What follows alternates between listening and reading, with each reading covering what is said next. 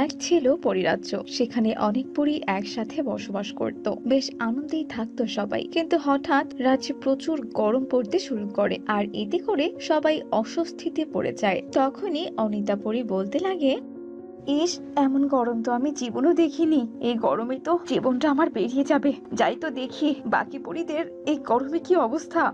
এই বলে অনিতা পরী বাকি পরীদের কাছে যায় আর দেখে সবারই একই অবস্থা, গরমে কেউ কেউ অসুস্থ হয়ে পড়ছে।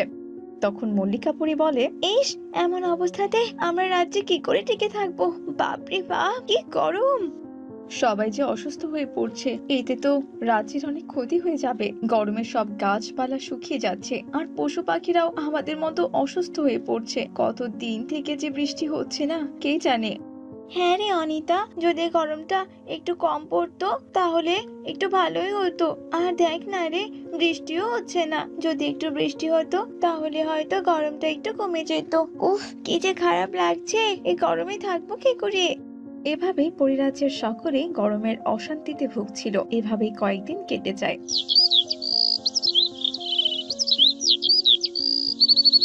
একদিন অনিতা পরী ভাবে, আচ্ছা, আমাদের পরিরাজ্যে এত গরম, তাহলে পৃথিবীর অবস্থা কি হচ্ছে একবার গিয়ে পৃথিবীর পশুদের দেখে আসা দরকার। আমি এক কাজ করি, আমি আমার রূপ পরিবর্তন করে পৃথিবীতে গিয়ে দেখে আসি। এরপর অনিতা পরী তার রূপ পরিবর্তন করে পৃথিবীতে চলে আসে। তাকে দেখে বোঝার কোনো উপায় নেই সে একজন পরী, কারণ সে তার ডানা একদমই অদৃশ্য করে রেখেছিল। সে পৃথিবীতে এসে দেখলো পৃথিবীতেও অনেক গরম, তবে পৃথিবীর সবাই কিছুটা স্বস্তিতে আছে। আচ্ছা, এখানেও তো প্রচন্ড গরম, তবুও সবাই স্বস্তিতে আছে কিভাবে? না, ভালো করে খোঁজ নিতে হবে। আরে আরে, সবাই ওসব কি সব খাচ্ছে, যাই তো কাছে গিয়ে একবার দেখি তো। এরপর অনিতা পরী কাছে গিয়ে দেখে বাচ্চা থেকে শুরু করে বুড়োরাও কি যেন কিনে কিনে খাচ্ছে। তা দেখে অনিতা পরীরও খুব ইচ্ছে হয় সেই জিনিসটি কিনবার। এরপর অনিতা পরী সে দোকান থেকে একটা আইসক্রিম কিনে খায়, কিন্তু অনিতা পরী কিছুতেই জানতো না যে পৃথিবীতে এটাকে আইসক্রিম বলে। আরে আরে, এটা কি? এটা খেয়ে তো আমার পুরো শরীর একদম ঠান্ডা হয়ে গেল। এই গরমে তো স্বস্তি পেলাম আমি। দেখি তো আরো কয়েকটা কিনে খাই, আমার তো খুবই ভালো লাগছে। তাই তো বলি, পৃথিবীর পশু পাখিরা এত ভালোভাবে কি করে আছে। পৃথিবীর পশুদের কাছে যে এত সুন্দর সুন্দর মিষ্টি মিষ্টি আইসক্রিম আছে। এসব কথা বলে অনিতা আরো কয়েকটি আইসক্রিম কিনে খায়। ওর এত আইসক্রিম কিনে খাওয়া দেখে একটা বাচ্চা ওর কাছে আসে আর বলে, আরে আরে, তুমি এত আইসক্রিম কেন খাচ্ছ? পরে তো তুমি অসুস্থ হয়ে পড়বে। দেখছো না, বাঘ মামা সবার কাছে একটা দুটো করে আইসক্রিম বিক্রি করছে, তাহলে তুমি আবার এত আইসক্রিম কেন খাচ্ছ বলো তো? আমি এগুলো খাচ্ছি কারণ আমার এগুলো খুব ভালো লাগছে। আচ্ছা, এগুলোর নাম কি? তুমি আমাকে কি যেন একটা নাম বললে। এগুলো খাওয়ার পর তো আমার আর গরমই লাগছে না, পুরো শরীর যেন একদম ঠান্ডা হয়ে গেছে। ও মা, তুমি বুঝি এর আগে কখনো খাওনি? না, আমি এর আগে কখনোই খাইনি। আসলে আমি একটা গরিব শিয়ালিনী, তো তাই আমি খাওয়ার টাকা পাইনি গো। আজ আমার কাছে কিছু টাকা ছিল, তাই তো আমি সেটা দিয়ে বাঘ মামার কাছ থেকে আইসক্রিম কিনলাম। তা বলছি, তুমি বলো না এবার এই জিনিসটার নাম কি? এটা হলো আইসক্রিম। আইসক্রিম খেলে পুরো শরীর ঠান্ডা হয়ে যায়, আর এটা আমাদের বনে অনেক প্রচলিত। বাঘ মামার আইসক্রিম খেতে আমরা সবাই অনেক পছন্দ করি। ও আচ্ছা, আইসক্রিম। আচ্ছা, এই আইসক্রিম গুলো কি করে বানায়? এরপর সে বাচ্চাটি সবকিছু অনিতা পরীকে খুলে বলে যে কিভাবে আইসক্রিম বানাতে হয়। তোমাকে অনেক ধন্যবাদ ছোট্ট বাচ্চা। এরপর অনিতা পরী বাচ্চাটাকে ধন্যবাদ জানিয়ে তার রাজ্যে ফিরে আসে আর বলে, তোমরা জানো, আমি আজকে পৃথিবীতে গিয়েছিলাম আর সেখানে গিয়ে দেখলাম সবাই আইসক্রিম নামে কিছু একটা খাচ্ছে। তা দেখে আমি ওই বাঘের কাছ থেকে আইসক্রিম কিনে খেলাম। খেয়ে বুঝতে পারলাম কেন সবাই ওই আইসক্রিম খাচ্ছে। তখন মল্লিকা পরী বলে, এসব আবার কি বলছো? আইসক্রিম? আইসক্রিম আবার কি? সেটা আবার কি করে? এরপর অনিতা পরী সবাইকে সবটা খুলে বলে। তা শুনে মল্লিকা বলে, আরে বাহ, ঠান্ডা ঠান্ডা আইসক্রিম! এই আইসক্রিম যদি পরিরাজ্যে পাওয়া যেত তাহলে আমরাও ওই পৃথিবীর পশুদের মতো একটু স্বস্তিতে থাকতে পারতাম, তাই না বলো?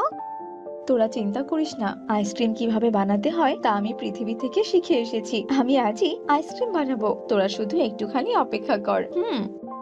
এরপর অনিতা পরী সে আইসক্রিম বানায় আর সবাইকে আইসক্রিম খাওয়ায়। আইসক্রিম খেয়ে তো সবাই এই গরমে অনেকটা স্বস্তি পায়। বাহ রে অনিতা পরি, বাহ!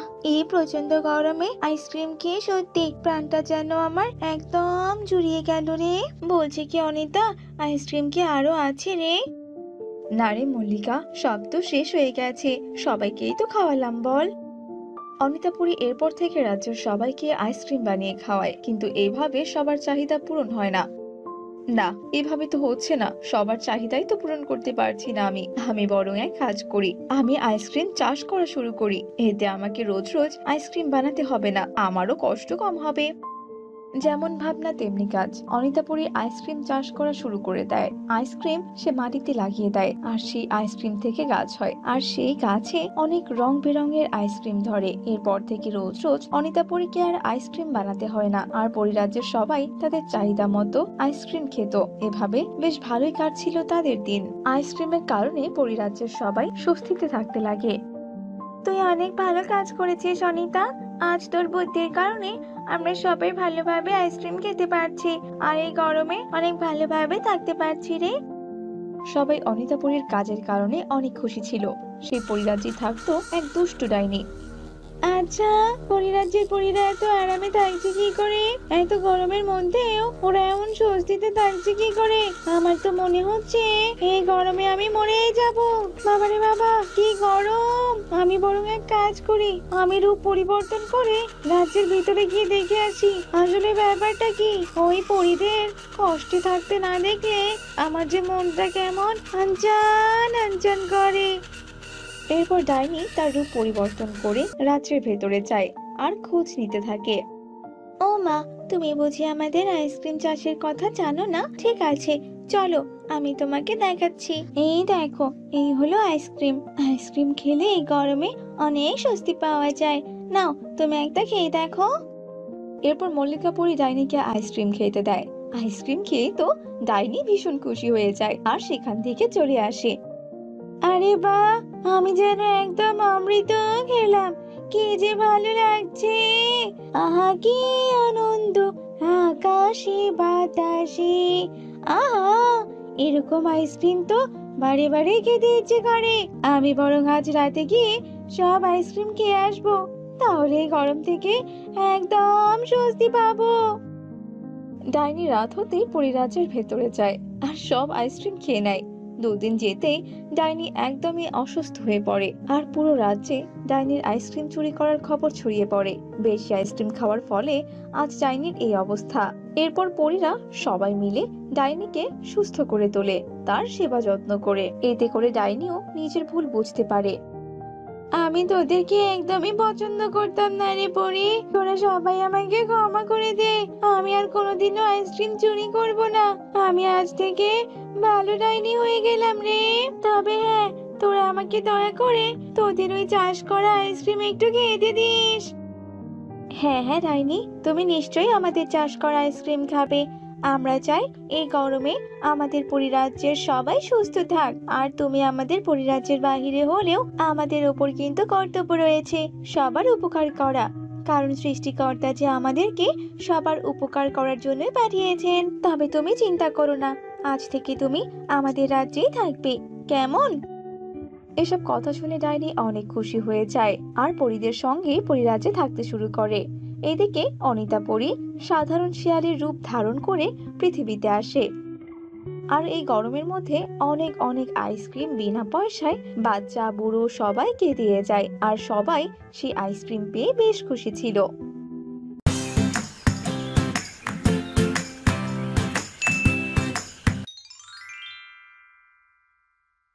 আজ থেকে বহুদিন আগের কথা। এক ছিল পরিরাজ্য। সেই পরিরাজ্যের রানীর ছিল যমজ দুই কন্যা। তাদের নাম ছিল লালপরি ও নীলপরি। তাদের দুজনের নামের বিশেষত্ব ছিল, লালপরির ছিল লাল ডানা এবং নীলপরির ছিল নীল ডানা। লালপরি ছিল খুবই সুন্দর দেখতে, কিন্তু নীলপরি ছিল দেখতে একদমই কালো। নীলপরিকে কেউই পছন্দ করত না, তবে নীলপরির মন ছিল খুব ভালো। সে সবসময় সবাইকে সাহায্য করার চেষ্টা করত, তারপরেও কেউই তাকে পছন্দ করত না। এমনই একদিন, শোনো লালপরি ও নীলপরি, আজ আমাদের অনুষ্ঠান আছে, বুঝতে পেরেছো? তাই তোমরা দুজনে গিয়ে বন থেকে ফুল নিয়ে আসবে, ভালো এবং সুন্দর দেখে ফুল নিয়ে আসবে, কেমন? আমি একাই গিয়ে ফুল নিয়ে আসবো মা। আমি নীলপরির সাথে একদমই যাব না, কোথাও যাব না, এই আমি বলে দিলাম। আমি যা বলেছি ঠিক তাই হবে। একা গেলে বিপদ হতে পারে, তাই তোমরা দুজনেই একসঙ্গেই যাবে। এখন বেশি কথা না বলে দুজনেই ফুলের ঝুড়ি নিয়ে বেরিয়ে পড়ো, কেমন?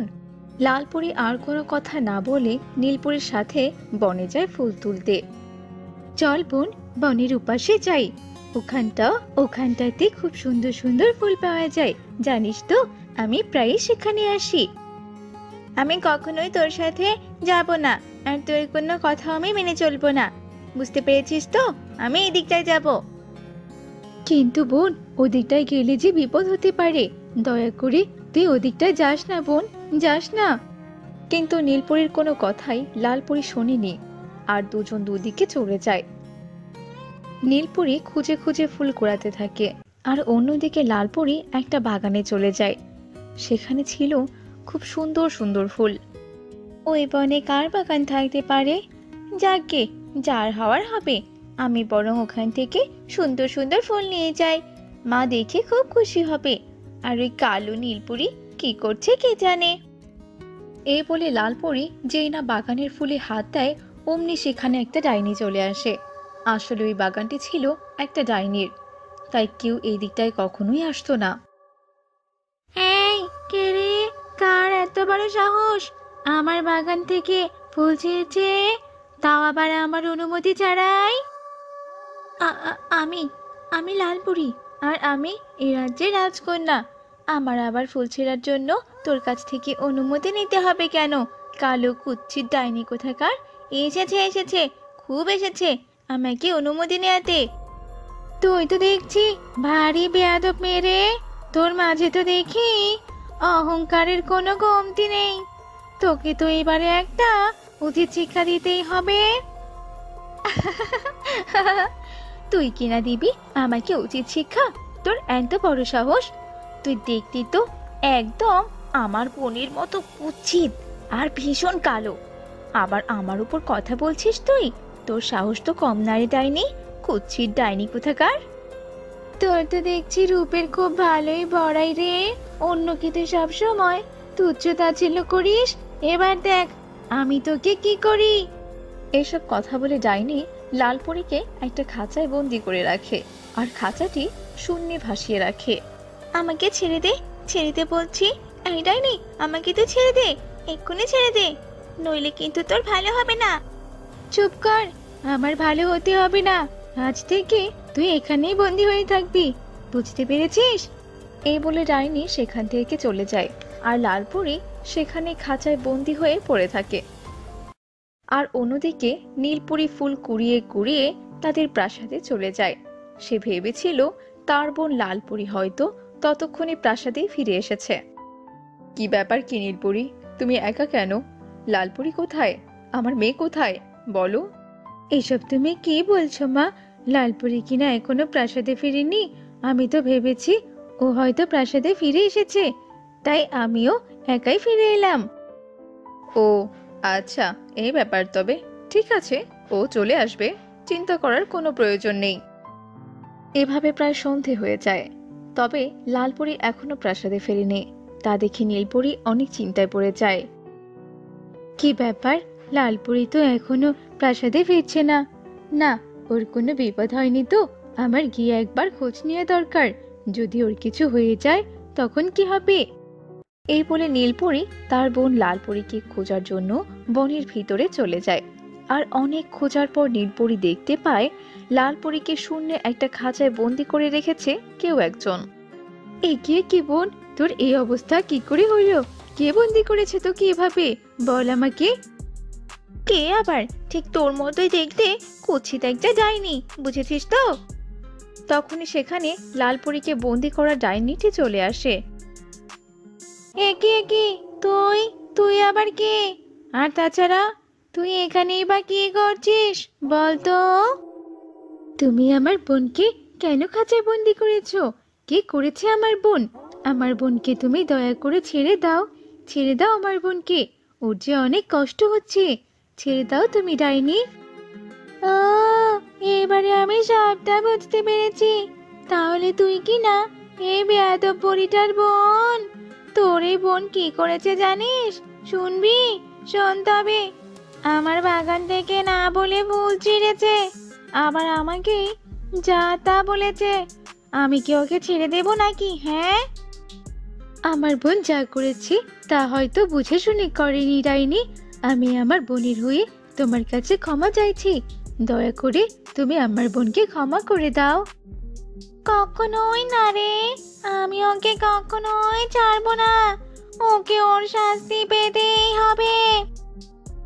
দেখো ডাইনি, আমি জানি তুমি অনেক ভালো, আর যদি তুমি সত্যি খারাপ হতে তবে তুমি কখনোই ফুলের বাগান বানাতে না। জানো তো, যাদের মন অনেক ভালো তারাই ফুলের বাগান করে। এটা আমার মা বলেছে। আমরাও তো আমাদের পরিরাজ্যে অনেক বাগান করব এবার, তুমি দেখে নিও। দয়া করে আমার বোনটাকে তুমি এবারে মুক্ত করে দাও। আমি যে ওর হয়ে তোমার কাছে ক্ষমা চাইছি। ছেড়ে দাও বোনকে। তুই কালো হলেও তোর মনটা কিন্তু অনেক ভালো রে। আমি তোর কথা শুনে এই লাল পরীকে ছেড়ে দিচ্ছি। তবে যদি কখনো ও আবার এমন কিছু করে তবে কিন্তু ওকে আমি আর ছাড়বো না। আর হ্যাঁ রে লাল পরী, তুই যদিও সুন্দরী, তোর মনটা কিন্তু ভীষণ কালো। বুঝতে পেরেছিস তো? যা, এবারের মতো তোকে আমি ক্ষমাই করে দিলাম। যা এখান থেকে। তোমাকে অনেক ধন্যবাদ ডাইনি, তুমি সত্যি অনেক ভালো। আজকে তুমি আমার অনেক বড় উপকার করলে। তুমি আমার বোনটাকে মুক্ত করে দিলে। আমি চিরদিন তোমার কাছে কৃতজ্ঞ থাকবো। আজকে থেকে আমি তোর বন্ধু রে নীলপরি। যদি তোর কখনো কোনো প্রয়োজন হয় তবে অবশ্যই তুই আমাকে জানাবি। বুঝতে পেরেছিস তো? ঠিক আছে ডাইনি, তবে তাই হবে। আজ থেকে আমরা বন্ধু, কেমন? এই বলে নীলপরি আর লালপরি মিলে প্রাসাদে যেতে থাকে। তখন লালপরি নীলপরিকে বলে, শোন, আমি কি তোকে বলেছিলাম নাকি আমাকে বাঁচাতে আসতে? কালী কোথাকার, আমাকে বাঁচাতে এসে ভালো সাজা, তাই না? এইগুলো যদি মায়ের কানে যায় তবে তোর মজা আমি দেখাবো। তুই এসব নিয়ে একদম চিন্তা করিস না বোন, আমি মাকে কোনো কথাই বলবো না। চল এবারে আমরা দু বোন মিলে প্রাসাদে যাই। মা যে আমাদের জন্য চিন্তা করছে। নীলপরি লালপরীকে বাঁচানোর পরেও লালপরীর কোনো অনুশোচনাই নেই। এভাবেই তাদের দিন কাটছিল। নীলপরি সবসময় সবাইকে সাহায্য করত। আর এভাবেই এক পর্যায়ে ধীরে ধীরে নীলপরি সবার পছন্দের পাত্রী হয়ে ওঠে। আর অন্যদিকে লালপরি সবসময় সবার সাথে অহংকার করতে থাকে, তাই সবাই তাকে অপছন্দ করতে শুরু করে। রানী যখন এসব কথা জানতে পারে তখন রানী প্রচন্ড রেগে যায়। ছি লালপরি, ছি, তুমি আমার মেয়ে হয়ে এমনটা করবে তা আমি কখনোই ভাবিনি। নীলপরিও তো তোমার চমচ বোন, কই ওর মন তো তোমার মতো না। ও দেখতে কালো হলেও ওর মনটা অনেক ভালো। আমি তোমার মতো অহংকারী কন্যাকে আমার প্রাসাদে আর রাখবো না। তুমি এক্ষুনি আমার প্রাসাদ থেকে বেরিয়ে যাও, বেরিয়ে যাও বলছি। রানী যখন লালপরির উপর রেগে তাকে প্রাসাদ থেকে বের করে দিতে চায় তখন লালপরি তার নিজের ভুল বুঝতে পারে। না না মাতা, আমি আমার ভুল বুঝতে পেরেছি। এরকম অহংকার করা আমার একদমই ঠিক হয়নি। আমি আর এমনটা করব না।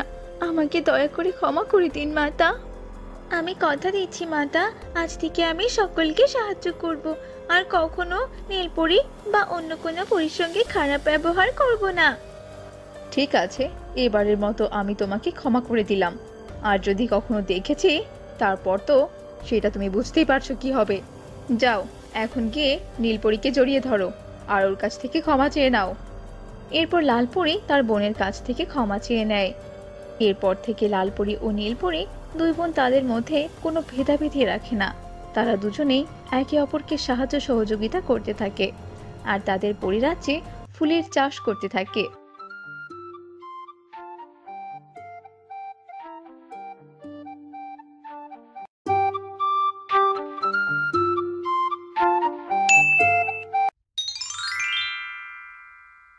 রান্না তো করতেছি, স্বামীও বাড়িতে নেই।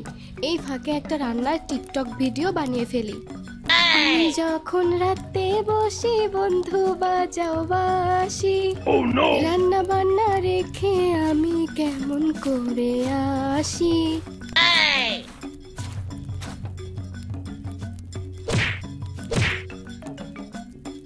বাবা গো, ও মা গো, মরে গেলাম গো, মরে গেলাম।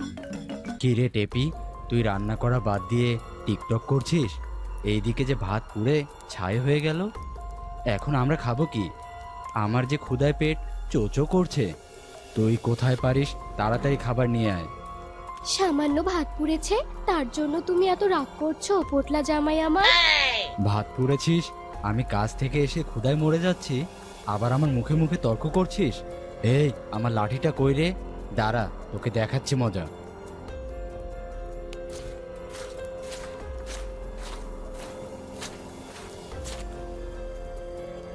ওরে মা গো, ও বাবা গো, আমাকে মেরে শেষ করলো গো। ও পোটলা জামাই আমার, একটু থামো, আমি আমার ফোনটা আনি, জামাইয়ের মায়ের টিকটক ভিডিও বানাবো। কি রে টেপি, তুই আবার ঘরে গেলি ফোন আনতে?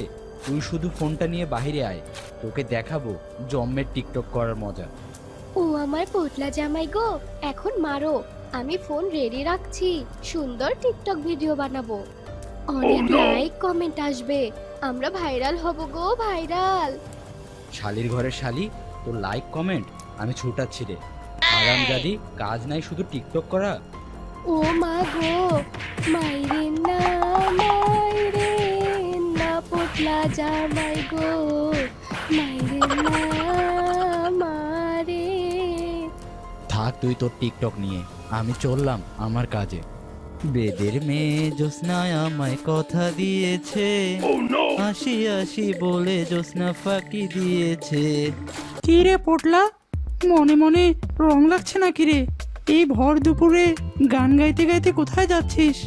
না রে গিট্টু, আমার মনে রং লাগার দিন নাই।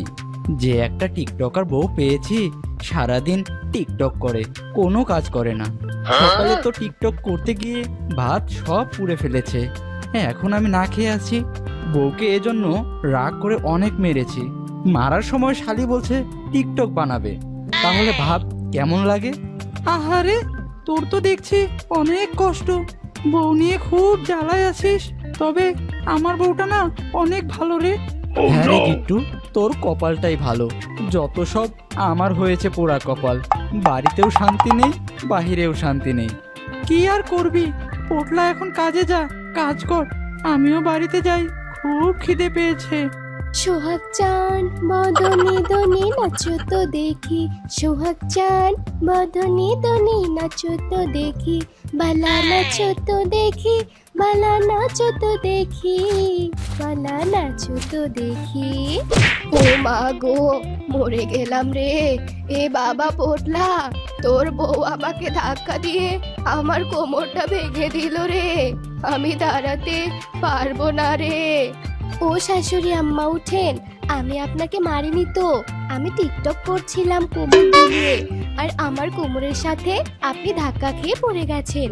আমি তো দেখিনি যে আপনি পিছনে আছেন, এখানে আমার কি দোষ বলুন?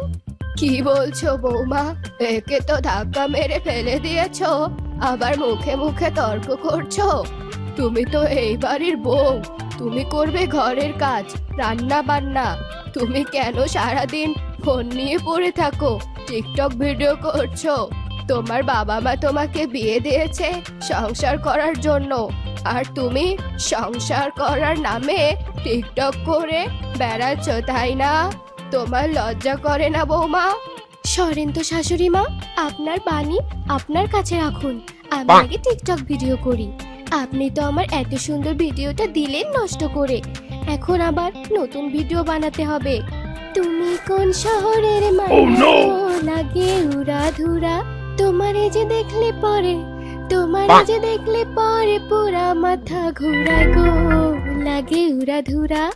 টেপি, ও টেপি, বউ আমার, দরজাটা খোলো তো, বাহিরে অনেক বৃষ্টি, আমি যে ভিজে যাচ্ছি। কি গো, সারাদিন কিচ্ছু খাইনি, খিদায় যে পেটটা জ্বলে যাচ্ছে।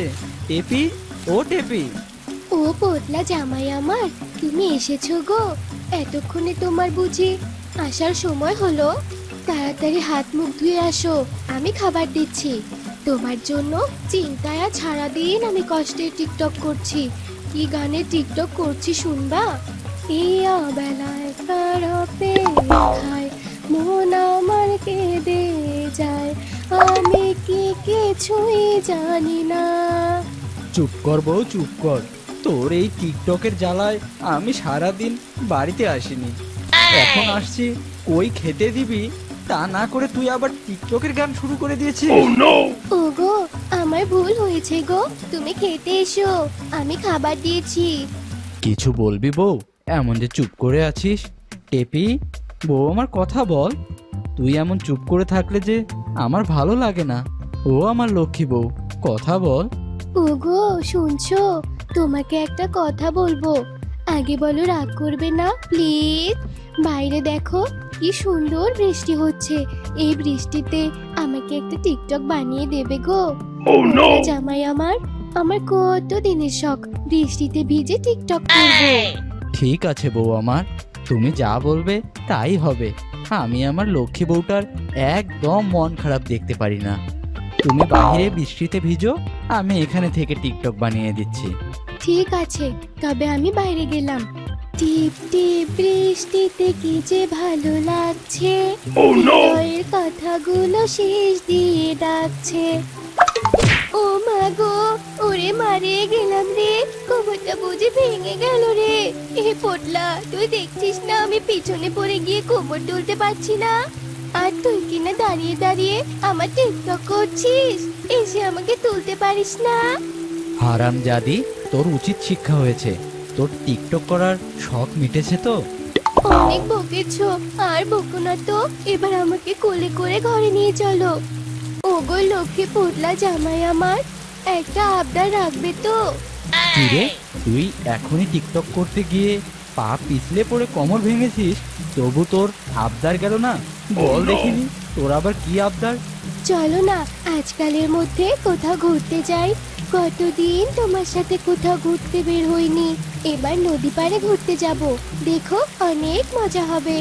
হয়েছে হয়েছে, আর বলতে হবে না। অনেক রাত হয়েছে, এখন তুমি ঘুমিয়ে পড়ো, কাল সকালে যাব। আখ খেতে ছাগল বন্দি, জলে বন্দি মাছ, নারীর কাছে পুরুষ বন্দি ঘুরায় 12 মাস। সখী গো, ও আমার মন ভালো না। কি গো পোটলা জামাই, এত রাতে কোন সুখে গান গাইছো শুনি, তাও আবার আমাকে ঘুমোতে বলে? কোন সুখে আর গাইবো বউ, যে বউ পেয়েছি এই গানের সাথে মিলে গেছে, তাই একটু গাইলাম আর কি।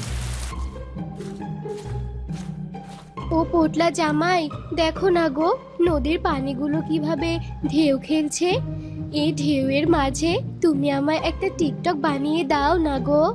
ছেলে তোর কোকড়া কোকড়া চুলে যখন সমুদ্র ঢেউ খেলে, তোর কোকড়া কোকড়া চুলে যখন সমুদ্র ঢেউ খেলে, সেই ঢেউ খেলা দেখতে আমার ভাল লাগে।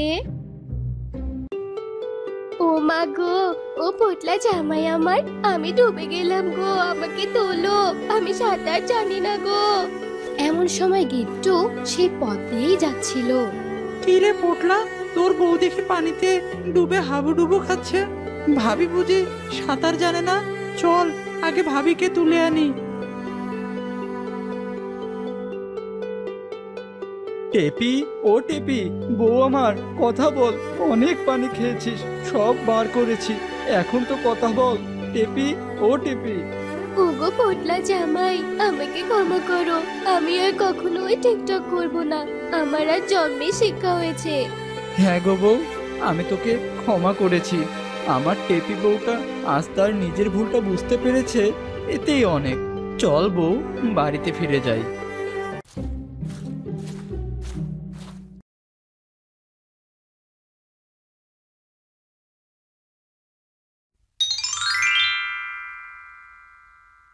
এক জঙ্গলে এক শিয়াল বসবাস করত। একদিন শিয়াল খাবারের খোঁজে লোকালয়ে চলে আসে। হঠাৎই শিয়াল দেখতে পেল কৃষকের বউ ছাগলকে ঘাস খাওয়ানোর জন্য মাঠে বেঁধে দিয়েছে। আরে বাহ, এ আমি কি দেখছি, কৃষকের বউ তো ছাগলটাকে ওখানে বাঁধছে। মনে হচ্ছে ছাগলটা ওখানে বেঁধে উনি ওখান থেকে চলে যাবেন, আমি সেই সুযোগে ওর ছাগলটাকে চুরি করে নিয়ে যাব। তুই এখানে ঘাস খা, আমি বরং বাড়ি যাচ্ছি, দুপুরে এসে তোকে আমি নিয়ে যাব। এই বলে কৃষকের বউ সেখান থেকে চলে গেল। এই তো আমি সুযোগ পেয়েছি। যাই যাই, ঝটপট করে ছাগলটাকে নিয়ে পালিয়ে যাই। এই বলে শিয়াল ছাগলের কাছে গেল আর ছাগলটিকে নিয়ে আর গুহায় চলে গেল। আরে বাহ, ছাগলটি দেখতে কত সুন্দর। এই ছাগলটিকে দেখে তো আমার বেশ মায়া লেগে গেল। না না, আমি এই ছাগলটিকে খাবো না বাবা। আমি এই ছাগলটিকে লালন পালন করে বড় করে তুলবো। এই ছাগল থেকে আমার অনেকগুলো ছাগল হবে, আর তখন তো আমার একটা ছাগলের খামার হয়ে যাবে। তারপর না হয় আমি একটা একটা করে ছাগল ধরে খাবো। যাই যাই, আমি এই ছাগলটির জন্য এখন জঙ্গলের মাঝখান থেকে কচি কচি ঘাস নিয়ে আসি। এদিকে দুপুর গড়িয়ে যাওয়াতে কৃষকের বউ ছাগলটি নিতে এলো আর এসে দেখলো ছাগলটি সেখানে নেই। হায় হায়, এ আমার কি সর্বনাশ হয়ে গেল! আমার ছাগলটি কোথায় চলে গেল? আমি তো ছাগলটিকে এখানে বেঁধে রেখে গিয়েছিলাম, কিন্তু আমি তো এখন ছাগলটিকে এখানে দেখতেই পাচ্ছি না। আমার ছাগলটাকে কে নিয়ে গেল এখান থেকে? এসব কথা বলতে বলতে কৃষকের গিন্নি ছাগলকে খুঁজতে লাগলো। কি হয়েছে গো, তুমি এভাবে কাঁদছো কেন? বলো বলো আমাকে। ওগো, আমাদের যে সর্বনাশ হয়ে গেছে গো! আমি যে আমাদের ছাগলটিকে মাঠে বেঁধে রেখেছিলাম, আর কে যেন এসে আমার ছাগলটিকে নিয়ে গেছে। অনেক খুঁজেতে আমি ছাগলটিকে কোথাও খুঁজে পেলাম না। এসব তুমি কি কথা বলছো বউ? তুমি কি ভালো করে জঙ্গলটা খুঁজে দেখেছো? আশেপাশে আবার কোথাও নেই তো? হ্যাঁ গো হ্যাঁ, আমি সব জায়গায় খুঁজে দেখেছি, পুরো মাঠটাও খুঁজে দেখেছি, কিন্তু আশেপাশে কোথাও খুঁজে পাইনি। আমার কি মনে হচ্ছে বলো তো, কোনো বাঘশিয়াল এসে আমাদের ছাগলটা নিয়ে পালিয়ে গেছে। আচ্ছা ঠিক আছে, কি আর করার, আমি তোমাকে আরেকটা ছাগল কিনে দেব। তুমি আর এভাবে কেঁদো না। এদিকে শিয়াল জঙ্গলের মাঝে এসে মনের সুখে ঘাস কাটছে। ওই পথ দিয়ে যাচ্ছিল একটা দুষ্টু বাঘ। শিয়ালকে ঘাস কাটতে দেখে বাঘ বলল, কি শিয়াল ভাগ্নে, তোমার মাথাটা তো আবার খারাপ হলো নাকি? তুমি দেখছি আজকাল ঘাস কাটছো, ব্যাপারটা কি? না না না না, এই দুষ্টু বাঘকে কিছুতেই আমার ছাগলের কথা বলা যাবে না, তাহলে আমার গুহায় গিয়ে আমার ছাগলটাকেও খেয়ে ফেলবে। ধুর মামা, তুমি কি জানো না জঙ্গলে শিকারের অভাব দেখা দিয়েছে? আজ কদিন থেকে একটা শিকারও করতে পারিনি, তাই আমি সিদ্ধান্ত নিয়েছি এখন থেকে এখানে এসে ঘাস কেটে আমার গুহায় নিয়ে যাব, তারপরে এই ঘাসগুলো রোদে শুকিয়ে আমি মজা করে খাবো। ধুর ভাগ্নে, তোমার কথা শুনে তো আমার মেজাজটাই খারাপ হয়ে গেল। আরে আরে, এসব তুমি কি বলছো? আমরা তো সব সময় মাংসই খাই, আমরা কি এসব লতা পাতা ঘাস খাই নাকি বলো তো? তুমি যে এসব কি বলো না, তোমার কথাবার্তা সব আমার মাথার উপর দিয়ে চলে যায়। আরে মামা, ওই যে কথায় আছে না, বিপদে পড়লে বাঘ ধান খায়, আমার তো সেই দশাই হয়েছে। তোমার যেদিন আমার মতো দশা হবে সেদিন তুমি ঠিকই ধান খেতে আসবে, বুঝেছো তো? আমি যে এখন বিপদে পড়েছি, তাই তো আমাকে এমন ঘাস খেতে হচ্ছে। আচ্ছা ঠিক আছে ভাগ্নে, তুমি লতা পাতাই খাও, আমি জঙ্গলে যাচ্ছি শিকার ধরতে। আমি ওসব ঘাস লতা পাতা খেতে পারবো না, যে করেই হোক আমাকে শিকার ধরতেই হবে। এই বলে বাঘ সেখান থেকে চলে গেল। যাক বাবা, কথার পেটে ফেলে ওই বাঘ বেটাকে হারাতে পেরেছি, তা না হলে আমার গুহায় গিয়ে আমার ছাগলটাকে একদম সাবার করে দিত। যাই হোক বাবা, অনেকগুলো ঘাস কেটেছি, এখন আমি এই ঘাসগুলো নিয়ে আমার গুহায় চলে যাই। ওদিকে যে আমার ছাগলটা একাই রয়েছে, মনে তো হচ্ছে খিদের জ্বালায় ম্যামা করছে। এই বলে শিয়াল তার কাটা ঘাসগুলো নিয়ে গুহার দিকে যেতে লাগলো। এই দাঁড়া দাঁড়া, ওকে আর এমন করে ম্যামা ম্যামা করতে হবে না, তোর মালিক চলে এসেছে তোর জন্য ঘাস নিয়ে। এখন এই কচি কচি ঘাসগুলো মনোযোগ দিয়ে খেয়ে নে, বুঝেছিস? ছাগল সেই ঘাসগুলো মজা করে খেলো। এভাবেই বেশ কিছুদিন কেটে গেল। শিয়াল রোজ রোজ ছাগলের জন্য জঙ্গলের মাঠে ঘাস কাটতো। প্রতিদিনই বাঘ শিয়ালের ঘাস কাটা দেখতে পেত। একটা কথা আমার মাথায় কিছুতেই ঢুকছে না, এই শিয়াল তো অনেকদিন থেকেই ঘাস খাচ্ছে, কিন্তু এতগুলো ঘাস দিয়ে ওই করেটা কি? আর ও কি এতগুলো ঘাস খেতে পারে? এর মধ্যে নিশ্চয়ই কোনো রহস্য রয়েছে। যে করে হোক আমাকে এই রহস্য উদ্ঘাটন করতেই হবে, তা না হলে যে আমার শান্তি নেই। শিয়াল ঘাস কাটা শেষ করে যেই না তার গুহায় যেতে লাগলো, তখন বাঘটিও শিয়ালের পিছু পিছু যেতে লাগলো। আর শিয়ালের একটি ছাগল নেই। এখন যে ছাগলটি দুটি ছানা দিয়েছে, এখন শিয়ালের মোট 3টি ছাগল। এই যে আমার ছাগলের দল, তোমরা এখন এই ঘাসগুলো মজা করে খাওয়া শুরু করে দাও। শিয়ালের এতগুলো ছাগল দেখে বাঘ বলতে লাগলো, দুষ্টু পাজি শিয়াল, তাহলে তুই জঙ্গলের মধ্যে ছাগলের খাবার দিয়েছিস, আর আমাকে তুই বলেছিলি কি না এই ঘাসগুলো কেটে নিয়ে তুই খাস? তাহলে এটাই তো রহস্য, তাই না? এখন তুই আমার হাত থেকে তোর ছাগলদেরকে বাঁচাতে পারবি না। আজ যখন তুই ঘাস কাটতে যাবি, সেই সুযোগে আমি তোর গুহায় এসে ছাগলগুলো চুরি করে নিয়ে যাব। এভাবে সেই দিনটি কেটে গেল। পরের দিন যখন শিয়াল তার ছাগলদের জন্য মাঠে ঘাস কাটতে এলো, সেই সুযোগে বাঘ এসে শিয়ালের 3 ছাগলকে চুরি করে তার গুহায় নিয়ে গেল। এদিকে ঘাস কাটা শেষ করে শিয়ালটি যখন তার গুহায় আসলো, এসে দেখলো সেখানে একটি ছাগলও নেই। আরে আরে, আমার ছাগলগুলো গেল কোথায়? আমার ছাগলগুলো তো এখানেই বাঁধা ছিল। কে কে নিয়ে গেল আমার ছাগলটা? কে কে আমার এত বড় সর্বনাশ করে দিল? এসব কথা বলে শিয়াল কাঁদতে শুরু করলো আর তার পাশে খুঁজতে লাগলো কোথায় তার ছাগল। পুরো জঙ্গলে আমার ছাগলটাকে তন্ন তন্ন করে খুঁজলাম, কিন্তু কোথাও তো আমার ছাগল পেলাম না। এতদিন থেকে আমি কত কষ্ট করে ছাগলগুলো লালন পালন করলাম, আর শেষমেশে কে কে আমার এত বড় ক্ষতি করলো? এভাবে কিনা আমার ছাগলগুলো হাওয়া হয়ে যাবে? না না, যে করেই হোক আমি আমার ছাগলগুলোকে খুঁজে বের করবোই। তো বন্ধুরা, তোমাদের কি মনে হয় যে শিয়াল পারবে তার ছাগলকে রক্ষা করতে? যদি তোমরা জানতে চাও তাহলে অবশ্যই শিয়ালের ছাগলের খামার গল্পটির দ্বিতীয় পর্ব দেখতে ভুলো না।